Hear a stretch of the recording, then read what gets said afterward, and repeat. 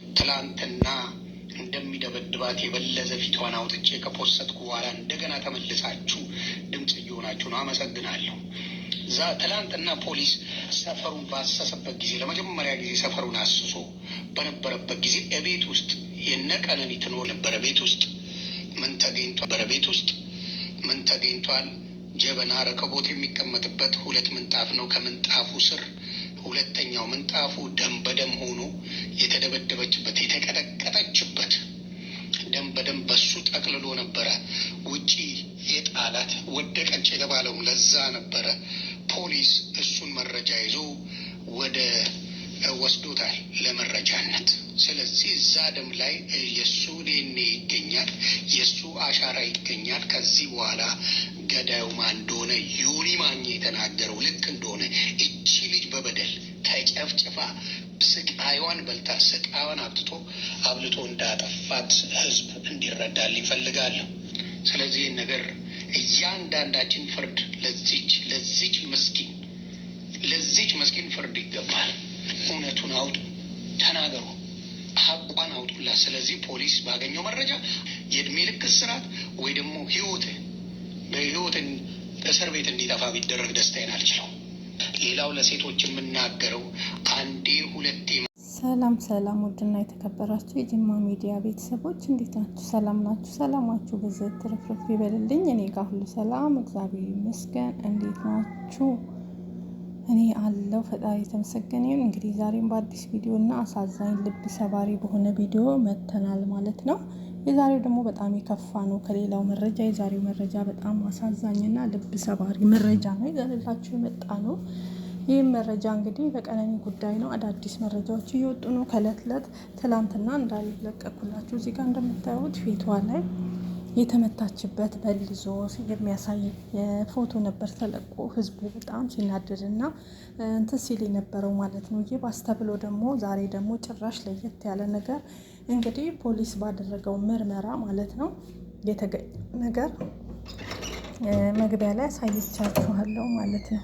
ምን እንደተገኘ መግቢያ ላይ እንደምታዩት ነው ማለት ነው። እና በጣም ያሳዝናል። ከባድ ነገር ነው። እንግዲህ ገዳይ ማን ነው፣ ወንጀለኛው ማን ነው የሚለውን ፈጣሪ ይፍታው ማለት ነው። ፖሊስ እንግዲህ ምርመራ ባደረገ ሰዓት ላይ ቤት ውስጥ ዮኒ ማኛ ብዙ ጊዜ ሲናገር እኛ አፋፉን ስንለው ስንሰድበው ነበረ ሳያረጋግጥ እያል።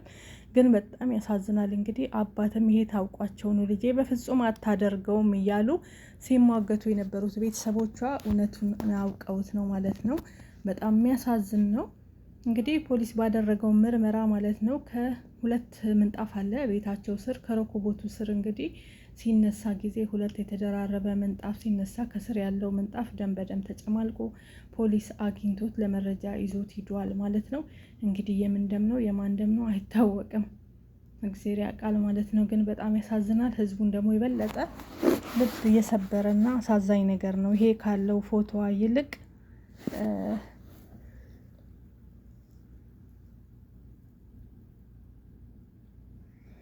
የተሰማው መረጃ የሁላችንም በጥብጦናል፣ አይምሯችንም ማለት ነው። እውነት ይህን ነገር ፈጣሪ እውነቱን ያውጣ። በተደጋጋሚ ሴቶች እህቶቻችን እንግዲህ ወንጀል እንደዚሁ እየተፈጸመባቸው ነው።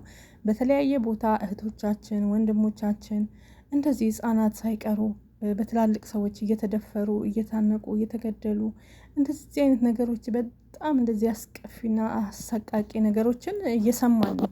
ግን መብቴ እስካሁን ድረስ አልተገኘለትም። ለምን ይመስላችኋል? አንደኛ አስተማሪ ቅጣት አይሰጥም። ቢበዛ 13 ዓመት ነው። ከዛ በተረፈ ደግሞ ወፍ የለም፣ የገንዘብ ቅጣት ነው። በቃ ሌላ ነገር የለም። ከበዛ 13 ከ13ም ይቀንሳል።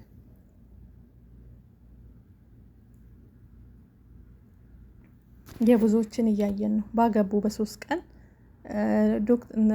ድንግል አይደለሽም ብለው የተገደሉ አሉ። ብዙዎቹን አይተናል አይደለ? ለምሳሌ ብገልጽላችሁ ረባቴ ድንግል አይደለሽም ተብላ ነው ያቺ ልጅ የደቡቧ ልጅ ማለት ነው። እንግዲህ በማጸኗ ገብቶ ልቧን አንጀቷን ሁሉ ነገሯን ዘርግፎ አብጥቶ ይሄው እስር ቤት ነው ያለ። የ17 ዓመት የ10ኛ ክፍል ተማሪ ህፃን ልጅ ማለት ነው። ያሳዝናል። ሲቀጥል ደግሞ ባገባች በ3 ቀኗ ማስታወስ ይቻላል እኮ ብዙዎችን ማለት ነው። በእንደዚህ በወንድና በራሴ በምወደው ሰው ባሌ በፍቅረኛ እየተባለ የሚገደሉ ማቶች ናቸው ማለት ነው። ብዙ ይሄ ናቸው የማይባሉ። ለምሳሌ የትግራይዋን ልጅ ማንሳት እንዳትረሱ፣ ሊዲያ ማለት ነው። ሊዲያ አለሙ ባገባች በ3ኛው ቀን ነው እንደዚህ የሆነችው። እሑድ አግብታ ነው ሐሙስ ዕለት ነው ይሄ ነገር የተሰማው ማለት ነው፣ ህይወቷን ያጠፋው። እና ብዙዎችን አይተናል በእንደዚህ በሙሽርነታቸው። ትላንትና ደግሞ ይኸው በ5 ወሯ አይተናል። የትዝታ እስካሁን ድረስ ምንነቱ አልተገኘም። ማንነቱ ሳይገኝ እስካሁን የትዝታ ሞትም ይኸው የውሃ ሽታ ሆኖ ቀርቷል። በጣም ያሳዝናል። ይሄም ማለት ነው። ይሄ ሁሉ ምንድነው መንስኤው ምንድነው ካላችሁ ኢትዮጵያ ላይ በአብዛኛው አረመኔነት ወንዶች እንደዚህ አይነት ጥቃት የሚፈጽሙት ምክንያቱም ይታሰራሉ፣ መንግስት ይቀልባቸዋል፣ ከሚወስደው ግብር ያበላሃል፣ ያጠጣሃል። ብር ያለው ሰውና ታዋቂ ከሆነ ደግሞ ጠያቂው ብዙ ነው። ምግብ ይላካል፣ ብር ይላካል። እዛም ገዝተህ ትበላለህ። ምግብ በየቀኑ ይመጣል፣ ጠያቂ አለ፣ ይንከባከቡሃል። አንበሳ መስለ ተቀልበ ዙ የሆኑነት ትወጣለህ ማለት ነው። ድጋሚ ወንጀል ለመፈጸም አለቀ። ሌላ ምንም ነገር የለም። ስለዚህ ይሄ ስላለ ህዝቡ ለወንጀል በጣም ነው የሚገፋፋ፣ ቅጣት ስለሌለ መቀለብ ነው። በአሁኑ ሰዓት ደግሞ በተለይ ኑሮ እንደዚህ በተወደደበት፣ ሰው ምን ልብላ ባለበት ሰዓት ደግሞ የበለጠ ሰው ወንጀል ሰርቶ እስር ቤት መግባት ይፈልጋል። እውነቴን ነው የምላችሁ። በተለይ ብር የሌለው ሰው ምናምን ይሄን ነገር መፈጸም ደስተኛ ነው። ኑሮ ተወዷል፣ አናት ላይ ወጥቷል። ሰው በቃ አሁን የ5 ዓመት ህፃን ልጅ እንግዲህ ታፍና ተገላ ራያ ላይ ተጥላለች። የ5 ዓመት ህፃን እስኪ አሁን እሷ ምንድናት? የ5 ዓመት ህፃን ልጅ ማለት ነው። ያሳዝናል እውነት። እና በተደጋጋሚ ብዙ ጊዜ የህፃናትና የሴቶች ጥቃት እየተደጋገመ ነው የሚደጋገሙ። ሀገራችን ቅጣት የለም በቃ የለም። እውነት ቀነኒ አሁን እውነት እንደዚህ የምትደረግ ልጅ ናት። አያሳዝንም? የቀነኒ ህይወት ያማል በጣም። የትዝታ ህይወት አያሳዝንም? እና ሴቶችዬ አንድ ነገር ለሴቶች ላስተላልፍ መልእክት ማለት ነው። አንድ ወንድ ጠዋትና ማታ የሚቀጠቅጥሽ የሚጨቀጭቅሽ ከሆነ ሁሌም ለአንቺ ሰላም የሚነሳሽ ከሆነ ታዩ። ፍቅር በገንዘብ አይገዛም። ፍቅር በፍቅር ብቻ ነው እንጂ ገንዘብ ስላለው አንቺ ፍቅር አለኝ እኔ ኢየሱስን ወደዋለሁ ብለሽ ስለምወደው ነው ስለማፈቅረው ነው ካለሱ መኖር አልችልም መተንፈስ አልችልም ብላችሁ እየተቀጠቀጣችሁ አብራችሁ አትኖሩ። ምክንያቱም ነገ ደግሞ ህይወትሽን ያጠፋል በተኛሽበት። ይሄው ከሌሊቱ 9 ሰዓት በተኛችበት ነው ማንነቱ እንግዲህ ባልታወቀ ወደቀች ተባለ። ዛሬ ላይ ግን እውነቱና ሀቅ ሲወጣ የምስኪን እንባና የአባቶች እንባ የእናቶቿ እንባ የህዝቡ ጸሎትና እንባ ግን ከቤት ውስጥ አንድ ይሄ ደግሞ ማስረጃ የሚሆን ነገር ተገኝቷል። ብዙ መረጃዎች ከስልኩም ተገኝተዋሉ። ከሷ ስልክ ማለት ነው። ከቀነኒ ስልክ ላይ ብዙ ዛቻ፣ ብዙ ስድቦች፣ ብዙ ነገሮች መጥፎ ነገሮች እንዳለ ከስልኳ ተገኝተዋሉ። ሲቀጥል ደግሞ ዛሬ እንግዲህ ፖሊስ ያወጣው እንግዲህ ከፖሊስ እንግዲህ ቤታቸውን ፍተሻ ሲሄድ እንግዲህ ያገኘው ነገር አስቡት። እና ይሄ ደም ምን ደም ነው? ብዙዎች የባዕድ አምልኮ ነው ለዛ ነው ደግሞ የባዕድ አምልኮ ነው እንደዚህ ነው ይላሉ። ብቻ ፈጣሪ ሁሉንም ነገር መድኃኒዓለም እሱ ይፍታላት፣ እውነቱን ቅዱስ ገብርኤል ያውጣላት። በጣም አሞኛል፣ በጣም አሳዝናኛለች ከሚባለው በላይ።